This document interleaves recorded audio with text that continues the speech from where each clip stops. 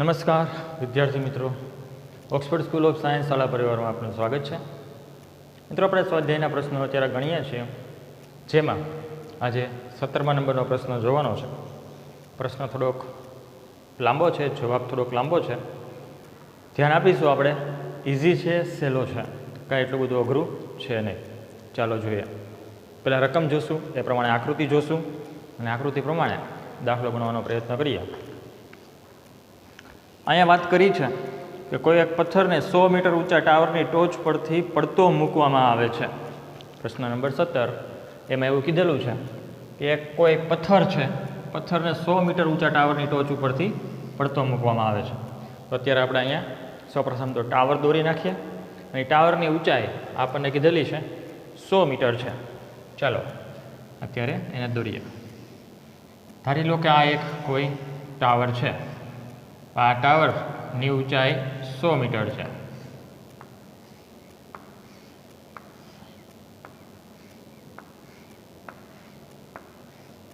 Okay, તો આ tower દોર્યો છે, આ જમીન છે.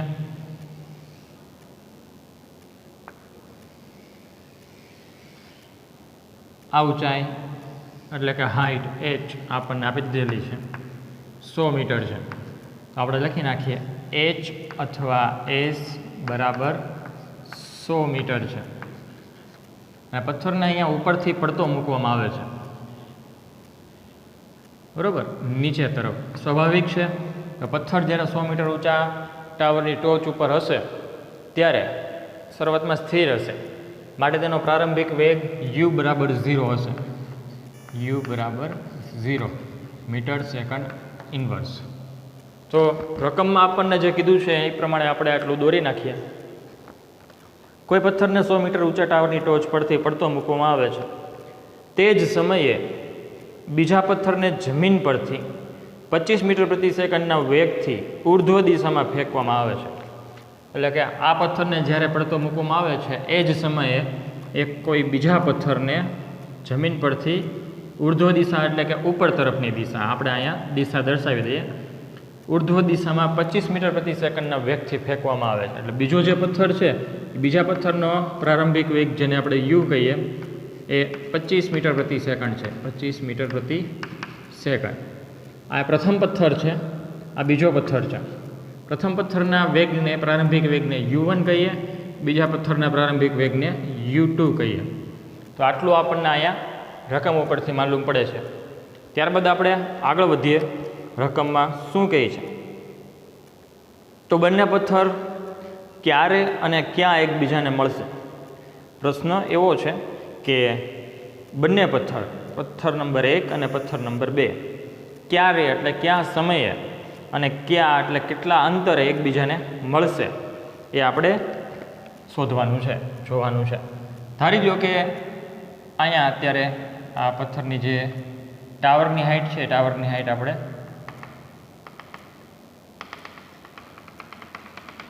આમ દર્શાવી. પથ્થર એક આ રીતના નીચે તરફ ગતિ કરે છે. ધારી લો કે અહીંયા લગી પહોંચ્યો હશે, બરાબર, આ રીતના દર્શાવી. અને પથ્થર 2 અહીંથી ઉપર તરફ ગતિ કરે છે આ રીતે, અને એ અહીંયા લગી પહોંચ્યો હશે એમ માની લઈએ અત્યારે. અને આ સમયે અહીંયા ક્યાંક આ બંને પથ્થરો એકબીજાને મળે છે. આ બંને પથ્થરો એકબીજાને મળે છે એમ કહીએ. આ પથ્થર 1 છે, આ પથ્થર 2 છે. પથ્થર 1 અધો દિશામાં કાપેલ અંતરને d1 કહીએ. પથ્થર 2 ઉર્ધ્વ દિશામાં કાપેલ અંતરને d2 કહીએ. તો આટલી વસ્તુ આપણી સામે છે, આકૃતિ આપણે દોરી નાખી છે. ત્યારબાદ હવે દાખલો ગણવાની શરૂઆત કરીએ. ધારો કે બંને પથ્થર ગતિની શરૂઆત કર્યા બાદ એકબીજાને t સમયે મળે છે. એટલે અહીંયા જ્યાં મળે છે એ t જેટલો સમય હશે એ વસ્તુને આપણે અહીંયા લખી નાખીએ કે ધારો કે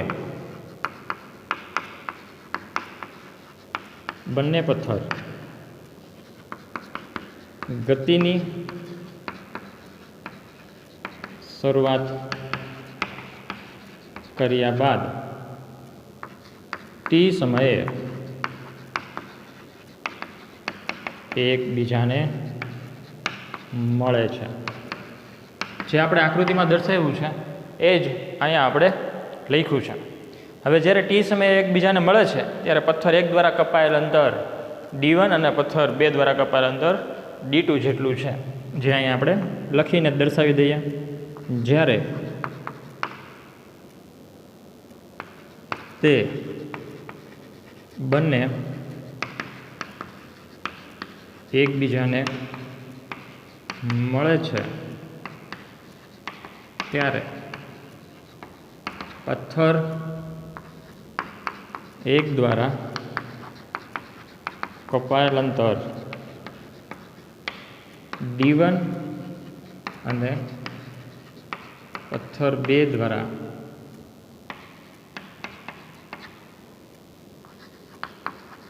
કપાયેલ અંતર D2 છે. તો આકૃતિમાં જે દર્શાવ્યું છે એને આપણે અહીંયા વર્ણવી લીધેલું છે. ત્યારબાદ હવે આપણે શોધવાનું છે કંઈક. શું? તો કે અધો દિશામાં ગતિ કરતા પથ્થર 1 માટે આપણે એ અંતર D1 શોધવાનું છે. આ અંતર અત્યારે આપણે મેળવીએ છીએ. આ અંતર જે છે એ મેળવવાનું છે. તો લખી નાખીએ કે અધો દિશામાં ગતિ કરતા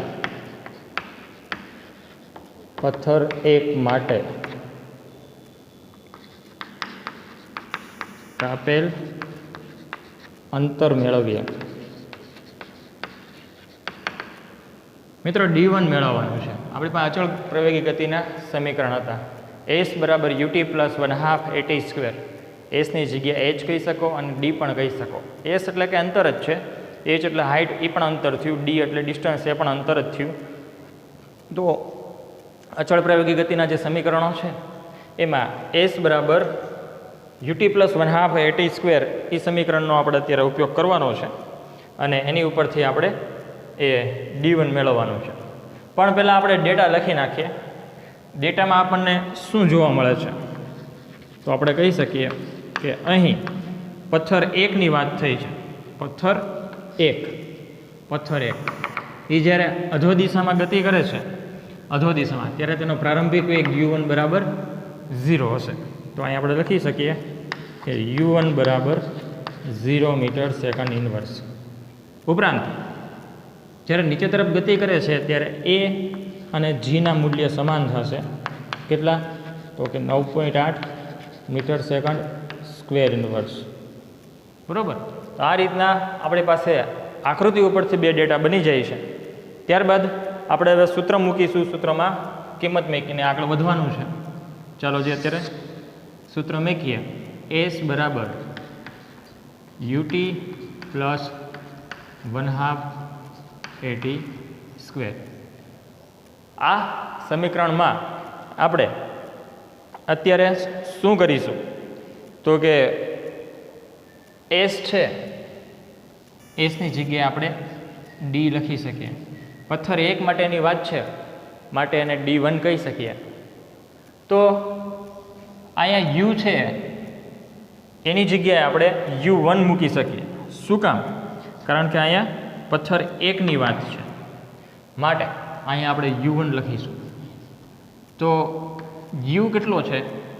પથ્થર 1 માટે 0 છે અને એને ગુણ્યા ટાઈમ t, એટલે 0 ગુણ્યા t પ્લસ 1/2 પ્રવેગ એનું મૂલ્ય કેટલું છે? 9.8 મીટર સેકન્ડ સ્ક્વેર ઇનવર્સ. એને ગુણ્યા ટાઈમ ટીનો સ્ક્વેર, કારણ કે અહીંયા આપણે ટી નથી આપણી પાસે. તો આનો જવાબ શું થાય? 0 ઇન્ટુ ટી એટલે 0 પ્લસ 9.8 ભાગ્યા 2 એટલે 4.9 અને એની સાથે ટીનો સ્ક્વેર આવશે અને એકમ એમનામ રહેશે, મીટર સેકન્ડ સ્ક્વેર ઇનવર્સ. તેથી ફાઇનલ જવાબ આપણે શું થશે? D1 બરાબર આ જવાબ થશે 4.9 T square meter second square inverse. તો પથ્થર 1 દ્વારા કપાયેલ અંતર અહીંયા જે બોક્સમાં આપણે દર્શાવ્યું છે એ બનશે. હવે આવી જ રીતના પથ્થર 2 દ્વારા કપાયેલું અંતર આપણે મેળવવાનું છે. અધો દિશામાં ગતિ કરતા પથ્થર 1 માટે કાપેલ અંતર. એવી જ રીતના પથ્થર 2 જ્યારે ઉપર તરફ જતો હોય છે ત્યારે પથ્થર 2 દ્વારા કપાયેલ અંતર d2 છે એ મેળવવાનું છે. ચાલો મેળવીએ. પહેલાં લખી નાખીએ. પથ્થર 2 દ્વારા ઉર્ધ્વ દિશામાં કપાયેલ અંતર મેળવીએ. તો પથ્થર 2 માટે ડેટા શું થશે? પથ્થર 2 માટે પથ્થર 2ને કેટલા વેગથી ફેંકવામાં આવ્યો છે?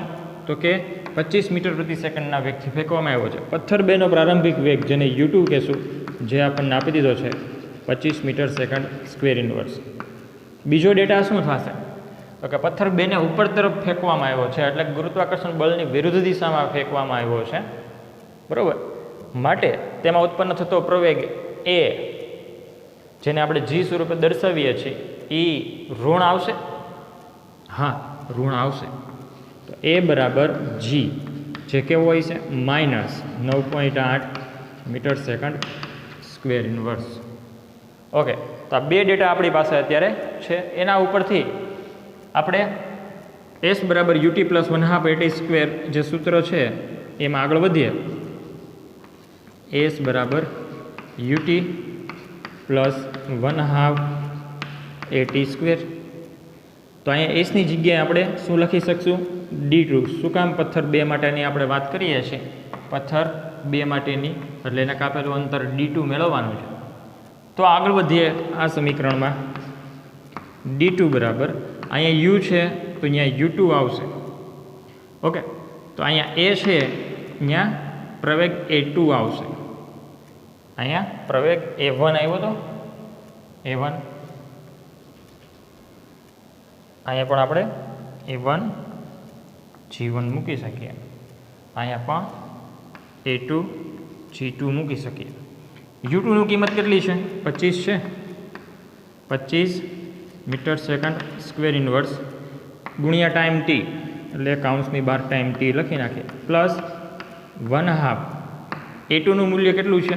-9.8 મીટર સેકન્ડ સ્ક્વેર ઇન્વર્સ ગુણ્યા ટાઈમ t સ્ક્વેર. આનું સાદુરૂપ આપીએ આપણે. ચાલો, તેથી d2 બરાબર 25 મીટર સેકન્ડ સ્ક્વેર ઇન્વર્સ ગુણ્યા t. આ માઇનસ નિશાની આગળ બી આવશે. 9.8નું અડધું, 9.8 કૌંસની બહાર 1/2 છે એટલે અડધું થઈ ગયું.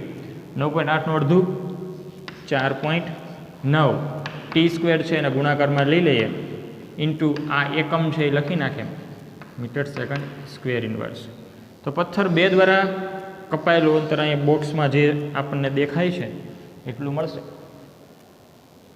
એટલે કે પથ્થર 1 ઉર્ધ્વ દિશામાંથી નીચે તરફ, પથ્થર 1 ટાવરની ટોચ ઉપરથી નીચે તરફ ગતિ કરે છે. એ જ સમયે પથ્થર 2 ઉર્ધ્વ દિશામાં ફેંકવામાં આવે છે. ત્યારે પથ્થર 1 અને 2 જ્યારે એકબીજાને મળશે ત્યારે પથ્થર 1 દ્વારા કપાયેલ અંતર d1 એ આટલું હશે, અને પથ્થર 2 દ્વારા કપાયેલ અંતર d2 એ આટલું હશે. અહીંયા આપણને સમીકરણ સ્વરૂપે મળે છે. આ બંને અંતરો સમીકરણ સ્વરૂપે મળે છે, પરંતુ હજી નિશ્ચિત નથી, પાકું નથી કે હકીકતે કેટલું અંતર હશે. તો આપણે અહીંયા શું કરીશું? તો કે ટોટલ અંતર કેટલું છે? ટોટલ અંતર અહીંયા આપણે h અને અહીંયા ડિસ્ટન્સ d પણ લખી શકીએ. d બરાબર h બરાબર s 100 સેમી છે, સોરી 100 મીટર છે. તો આ ટોટલ અંતર આ 100 મીટર છે. તો d બરાબર શું થાય? d1 પ્લસ d2 થશે. આપણે એ અહીંયા દર્શાવી દઈએ કે અહીં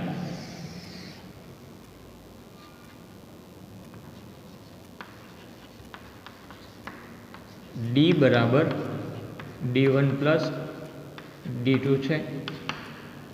તેથી ટોટલ અંતર કેટલું છે? d બરાબર 100 મીટર છે. d1 કેટલું મેળવવા આપણને? d1 આવી રહ્યું 4.9 t square meter second square inverse, plus કેટલું છે? d2 નું મૂલ્ય કેટલું છે? આવી રહ્યું 25 meter second square inverse minus 4.9 t t² meter second square inverse. તો 4.9 પ્લસ છે, 4.9 માઇનસ છે, એટલે આ બંને ઉડી જશે એકમો સહિત. તો વધ્યું શું? તો કે 100 મીટર બરાબર 25 મીટર સેકન્ડ સ્ક્વેર ઇન્વર્સ.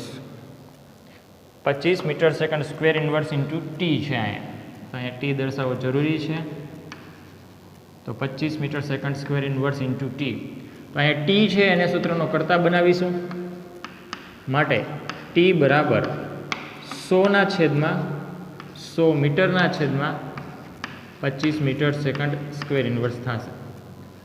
તો 100/25 એટલે જવાબ 4 આવે. અંશમાં મીટર છેદમાં મીટર ઉડી જશે. માટે ટાઈમ ટી બરાબર 4 જવાબ આવે. અને અહીંયા સેકન્ડ સ્ક્વેર ઇન્વર્સ છે, અહીંયા સેકન્ડ સ્ક્વેર ઇન્વર્સ છે, અહીંયા સેકન્ડ સ્ક્વેર ઇન્વર્સ છે, પણ સેકન્ડ સ્ક્વેર ઇન્વર્સ ન આવે એ મારી ભૂલ છે. શું કામ? U2 કેટલું છે? U2 25 મીટર સેકન્ડ ઇન્વર્સ છે. તો અહીંયા મારે ભૂલ છે જેને સુધારવી પડે.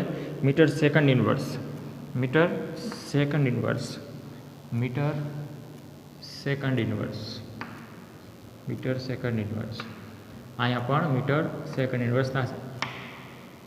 છેદમાં સેકન્ડ ઇન્વર્સ છે, અંશમાં જશે એટલે સેકન્ડ થઈ જશે. ટાઈમ ટી બરાબર 4 સેકન્ડ એવો આપણને જવાબ મળે. આનો અર્થ શું થયો? તો કે પથ્થર એક અધો દિશામાં ગતિ કરે છે, જ્યારે પથ્થર બે ઉર્ધ્વ દિશામાં ગતિ કરે છે. બંને પથ્થર જ્યારે એકબીજાને મળશે ત્યારે ટાઈમ ટી છે એ સમયગાળો કેટલો હશે? તો કે ટાઈમ ટી છે એ 4 સેકન્ડનો સમયગાળો હશે. પથ્થર એક નીચે તરફ આવે છે, પથ્થર બે ઉપર તરફ જાય છે. બંને પથ્થર જ્યારે એકબીજાને મળશે ત્યારે 4 સેકન્ડ જેટલો સમયગાળો લાગ્યો હશે. તો અહીંયા આપણને બે પ્રશ્ન પૂછવામાં આવ્યા હતા કે કયા સમયે એકબીજાને મળશે. અહીં લખ્યું છે ને કે ક્યારે એકબીજાને મળશે. તો એનો જવાબ આપણને મળી ગયો કે બંને પથ્થર જ્યારે એકબીજાને મળશે ત્યારે 4 સેકન્ડ જેટલો સમયગાળો થયો હશે. ઉપરાંત ક્યાં એમ કીધેલું છે. ક્યાં એટલે કે અંતર કયું હોય છે? પથ્થર એક દ્વારા કપાયેલ અંતર કેટલું હશે, એટલે કે D1 કેટલું હશે, અને પથ્થર બે દ્વારા કપાયેલ અંતર એટલે કે D2 કેટલું હશે એ મેળવવાનું છે. તો હવે એ અંતર મેળવીએ. પથ્થર એક દ્વારા કપાયેલ અંતર અને પથ્થર બે દ્વારા કપાયેલ અંતર એ બંને મેળવી લઈએ એટલે આપણો દાખલો છે એ ક્લિયર થઈ જાય. પણ પહેલાં એક વસ્તુ અહીં નોંધી લઉં કે તમને બોર્ડમાં વ્યવસ્થિત અત્યારે દેખાતું હશે, બરાબર? ઓકે, તો અહીંયા આપણે અત્યારે મેળવી લઈએ. લખું છું અહીંયા પથ્થર એક દ્વારા કપાયેલ અંતર જેને આપણે D1 વડે દર્શાવીએ છીએ U1t પ્લસ 1/2 AT². તો D1 મેળવવાનું છે માટે D1 ને હજી એમ નામ રાખીએ. U1 કેટલું હતું? પથ્થર એક માટે U1 0 છે, માટે 0 ગુણ્યા ટાઈમ t કેટલો છે? તો કે 4 સેકન્ડ છે, પ્લસ 1/2 એ કેટલો છે? પથ્થર એક માટે એ કેટલો છે? A1 તો કે 9.8 છે. A1 9.8 metre second square inverse ગુણ્યા T² કીધો છે એટલે 4 સેકન્ડનો સ્ક્વેર. ઓકે, સાદુરૂપ આપીએ આપણે. 0 × 4 એટલે 0 પ્લસ 9.8 ભાગ્યા 2 એટલે 4.9 મીટર સેકન્ડ સ્ક્વેર ઇન્વર્સ અને 4નો વર્ગ એટલે 16 અને સેકન્ડનો વર્ગ એટલે સેકન્ડ સ્ક્વેર ઇન્વર્સ. હવે 16 ગુણ્યા 4.9 કરવાનું છે. જ્યારે 16 ગુણ્યા 4.9 આપણે કરીશું ત્યારે જવાબ આપણો આવશે 78.4 મીટર. 78.4 મીટર, બરાબર?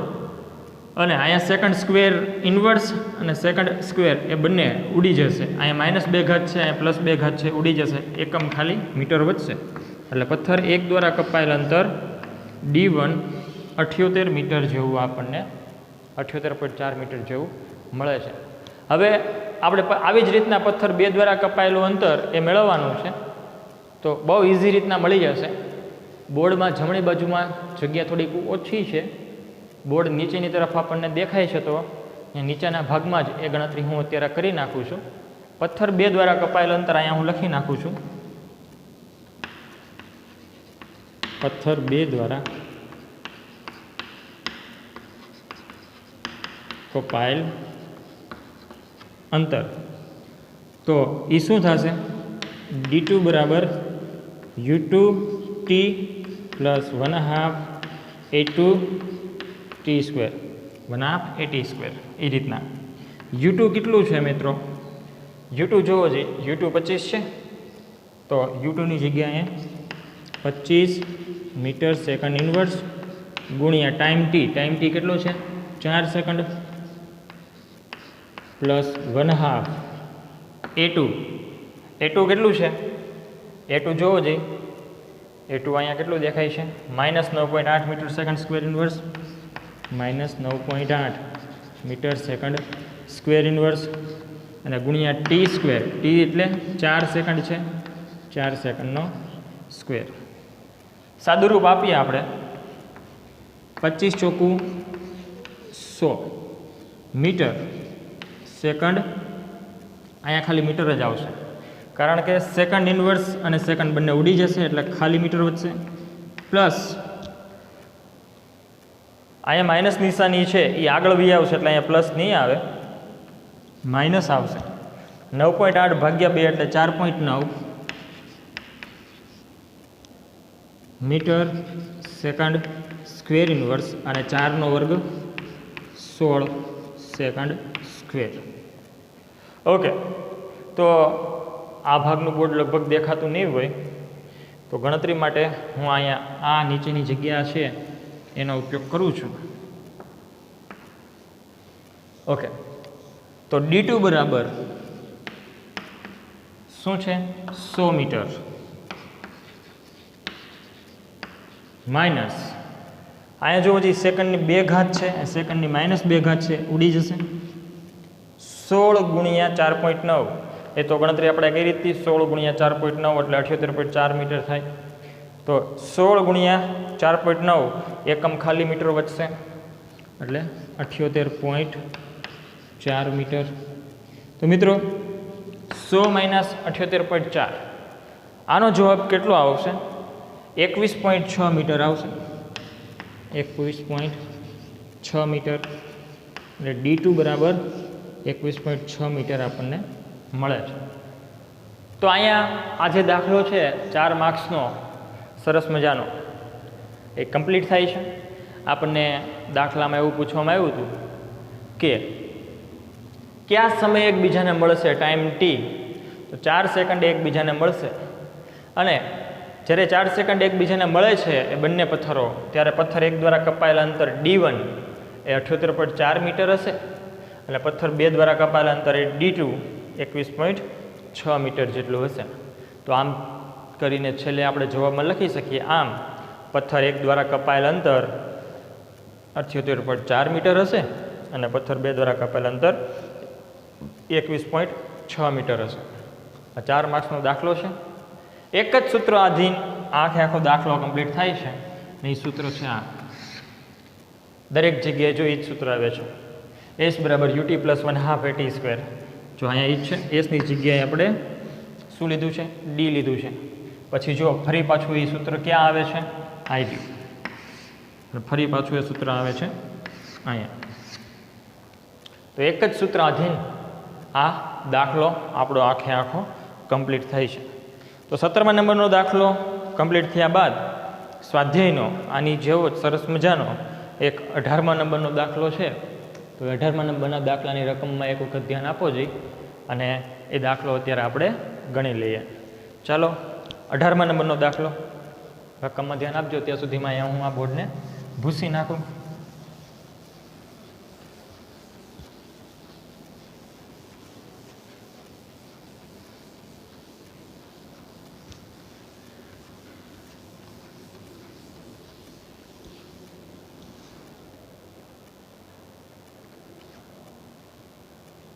અઢારમા નંબરનો દાખલો. પ્રશ્ન ધ્યાનપૂર્વક સાંભળજો. શું કહે છે કે ઉર્ધ્વ દિશામાં ફેંકવામાં આવેલ એક દડો 6 સેકન્ડ બાદ ફેંકવાવાળાના હાથમાં પાછો આવે છે. તો એક દડો છે, આકૃતિ દોરીએ પહેલાં. અહીંથી ફેંકવામાં આવે છે દડાને, બરાબર. અને દડો ધારી લ્યો કે અહીંયા લગી જાય છે, અહીંયા ઉપર લગી દડો પહોંચ્યો છે. દડો આ દિશામાં ગતિ કરે છે.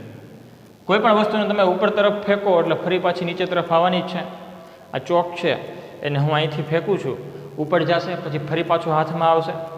તો શું થયું? તો કે આ ચોકને ફેંકા બાદ ફરી પાછું હાથમાં આવે છે ત્યારે લાગતો સમયગાળો ધારી લો કે 6 સેકન્ડ છે. તો આનો અર્થ આપણે એમ કહી શકીએ કે આ ચોકને ઉપર જવા માટે જેટલો સમય લાગ્યો હશે એટલો જ સમય નીચે આવવા માટે લાગ્યો હશે. આ સમયગાળો ટોટલ સમયગાળો છે એ 6 સેકન્ડનો છે. એટલે આના ઉપરથી આપણે કહી શકીએ કે ચોકને ઉપર જવા માટે 3 સેકન્ડનો સમય લાગ્યો હોય છે, ત્યાંથી પાછો નીચે આવવા માટે પણ 3 સેકન્ડનો જ સમયગાળો લાગ્યો હશે. તો અહીંયા આ દડાની બાબતમાં પણ એમ જ થાય છે. દડાને જ્યારે ઉપર તરફ ફેંકવામાં આવે છે ત્યારે એ ઉપર સુધી પહોંચે છે ત્યારે તેનો અંતિમ વેગ જે કાંઈ છે એ 0 થઈ જશે. અહીંયા અંતિમ વેગ v બરાબર 0 થઈ જશે, 0 મીટર સેકન્ડ ઇન્વર્સ, બરાબર. અને દડો ઉપર તરફ જાય ત્યારે લાગતો જે કાંઈ સમયગાળો છે એ 3 સેકન્ડનો હશે એમ કહી શકીએ. અને નીચે તરફ પાછો આવે છે ત્યારે પાછો બીજો લાગતો સમયગાળો એમ 3 સેકન્ડનો હશે. આમ સરેરાશ બેનો સમયગાળો ઉપર જવા માટે 3 સેકન્ડ, નીચે આવવા માટે 3 સેકન્ડ, એમ 6 સેકન્ડનો સમયગાળો લે છે એવું રકમમાં આપણને કીધેલું છે, બરાબર. તો અહીંયા આપણને એક વસ્તુ નથી દર્શાવી કે દડાને જ્યારે ઉપર તરફ ફેંકવામાં આવે છે ત્યારે તેનો પ્રારંભિક વેગ u બરાબર કેટલો હશે એ નથી દર્શાવ્યું. તો એ શોધવાનું છે. દડો ઉપર જશે એટલે સેકન્ડના અમુક ભાગ પૂરતો એ સ્થિર થઈ જશે, માટે તેનો અંતિમ વેગ v બરાબર 0 થઈ જશે, જે આપણે અહીંયા દર્શાવ્યું છે. તો અહીંયા આટલી વસ્તુ આપણને કીધેલી છે, એની ઉપરથી 3 વસ્તુ મેળવવાની છે. અને એમાં એમ કીધું છે કે તેને કેટલા વેગથી ફેંકવામાં આવેલ છે. એમાં એવું કીધું છે કે તેને કેટલા વેગથી ફેંકવામાં આવ્યો છે, તેનો પ્રારંભિક વેગ u બરાબર કેટલો છે, ક્વેશ્ચન માર્ક્સ થશે. ત્યારબાદ બીમાં એમ કીધું છે કે દડાએ પ્રાપ્ત કરેલી મહત્તમ ઊંચાઈ કેટલી હશે, એટલે કે આ જે ઊંચાઈ છે, દડાએ પ્રાપ્ત કરેલી મહત્તમ ઊંચાઈ જેને હાઇટ h કહીએ એ કેટલી છે એ મેળવવાનું છે. ત્યારબાદ ત્રીજા નંબર એમ કીધું છે કે 4 સેકન્ડ બાદ દડાનું સ્થાન શોધો. તો આ જે સમયગાળો છે દડો ઉપર તરફ જાય છે, બરાબર,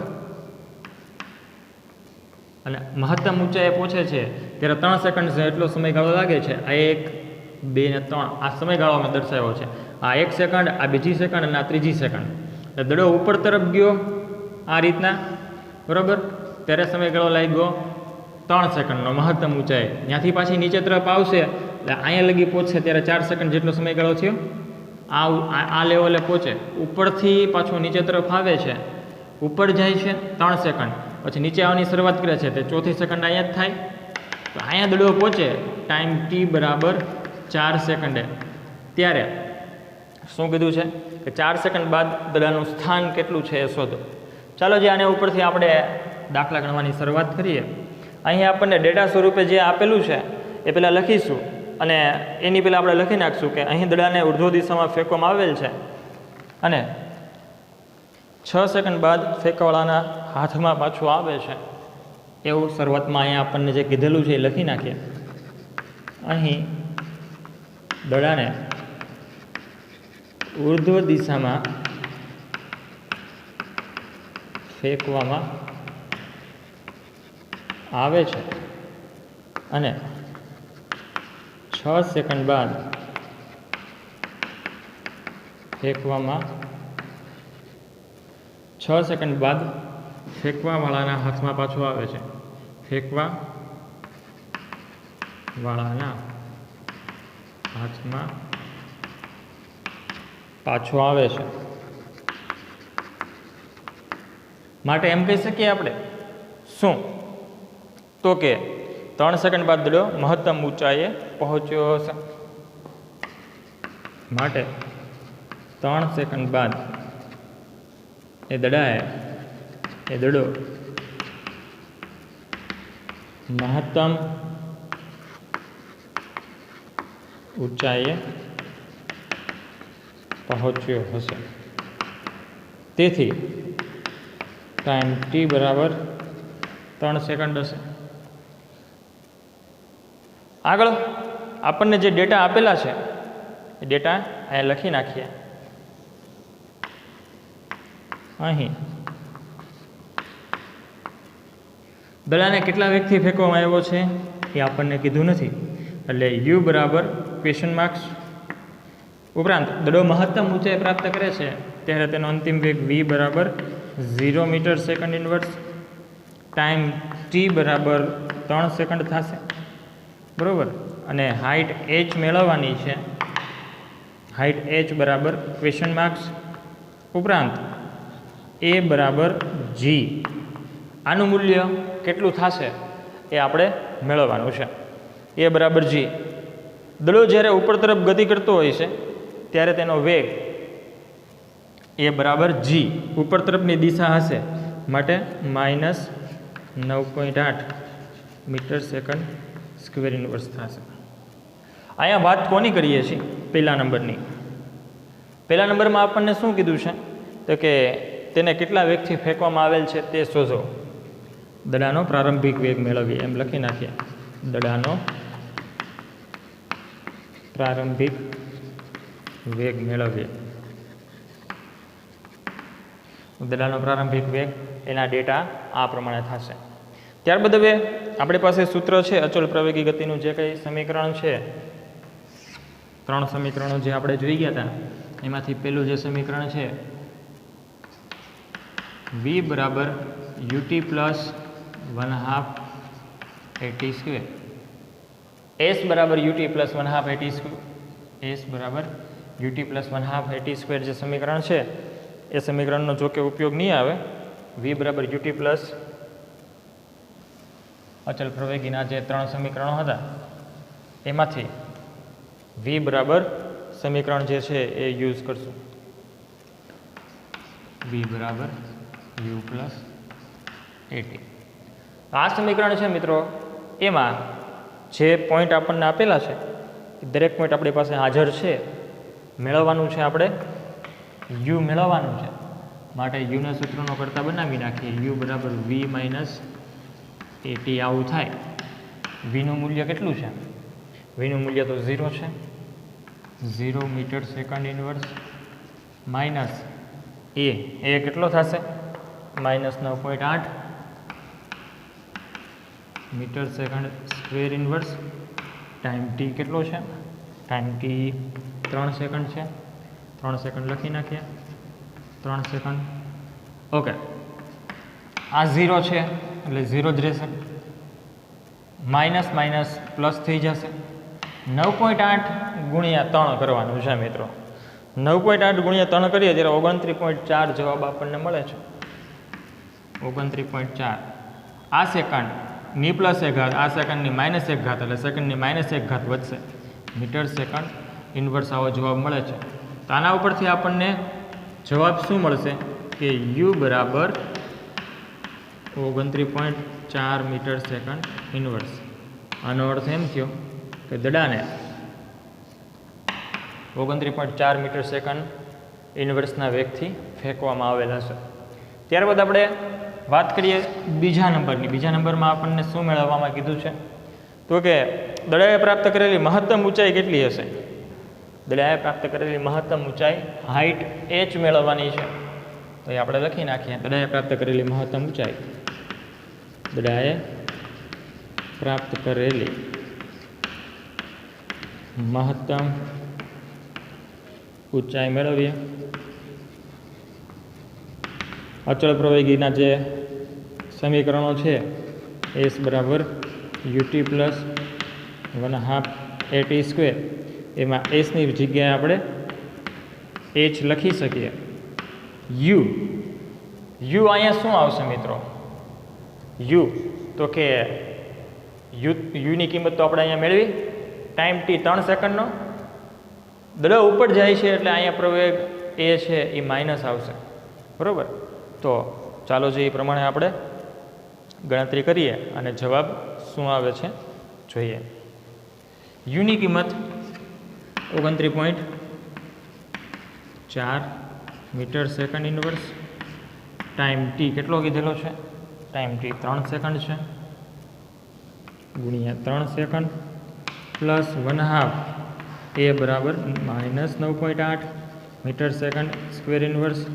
ટાઈમ ટીનો સ્ક્વેર એટલે 3નો સ્ક્વેર, 3 સેકન્ડનો સ્ક્વેર સાદુરૂપ આપ્યા 29.4 ગુણ્યા 3 29.4 ગુણ્યા 3 હવે આનો જવાબ 29.4 ગુણ્યા 3નો જવાબ જ્યારે આપણે મેળવશું ત્યારે 88.2 જવાબ આપણને મળે છે 88.2 બરાબર અને metre second square inverse metre second inverse એટલે સેકન્ડની -1 ઘાત છે સેકન્ડની +1 ઘાત બંને ઉડી જશે એટલે 88.2 મીટર આ રીતના મળશે આપણને પ્લસ 1/2 AT સ્ક્વેર એના જવાબ સ્વરૂપે આપણને જે કંઈ જોવા મળે છે એમાં માઇનસ નિશાની આમાં આવે છે એ માઇનસ નિશાની આગળ બી આવશે એટલે એ માઇનસ નિશાનીને આપણે અહીંયા આગળ લઈ લઈએ અત્યારે 9.8 ભાગ્યા 2 એટલે 4.9 જવાબ આપણને મળે છે 4.9 મીટર સેકન્ડ સ્ક્વેર ઇન્વર્સ ગુણ્યા 3નો વર્ગ 9 સેકન્ડ સ્ક્વેર ઇન્વર્સ આવું મળે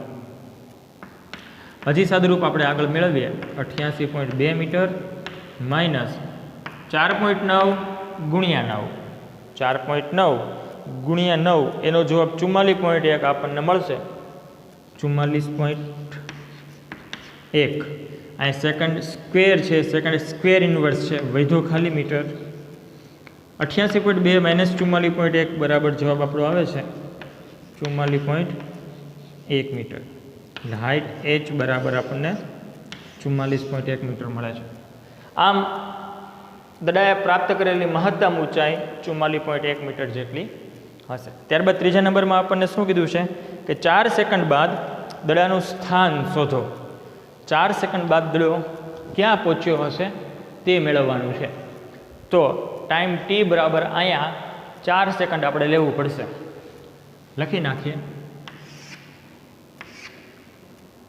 ત્રીજા નંબરનું કે 4 સેકન્ડ બાદ દડાનું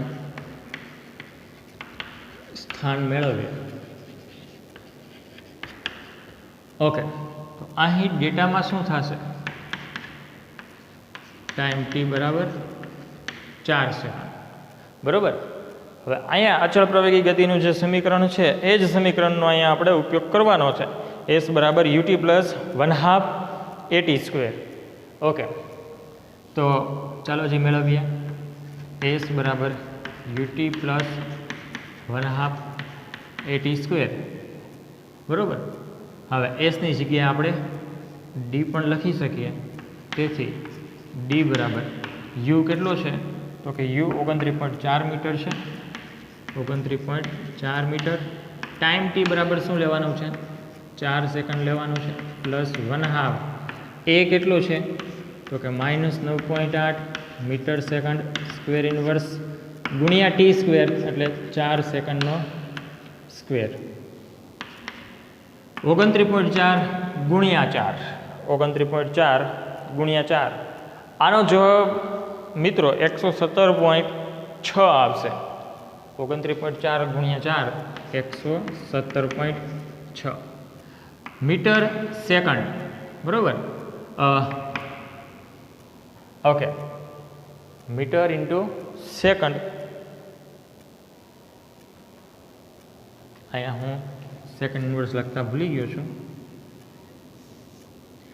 metre second inverse 4 second second inverse second બંને ઉડી જશે માટે માત્ર મીટર જ વધશે માઇનસ નિશાનીને આગળ લઈ લઈએ 9.8 ભાગ્યા 2 એટલે 4.9 મીટર સેકન્ડ સ્ક્વેર ઇન્વર્સ 4નો વર્ગ 16 સેકન્ડ સ્ક્વેર 117.6 મીટર એમ નામ રહેવા દઈએ 16 ગુણ્યા 4.9 કરવાનું છે 16 ગુણ્યા 4.9 હવે એનો જવાબ આપણને 78.4 મળશે 78.4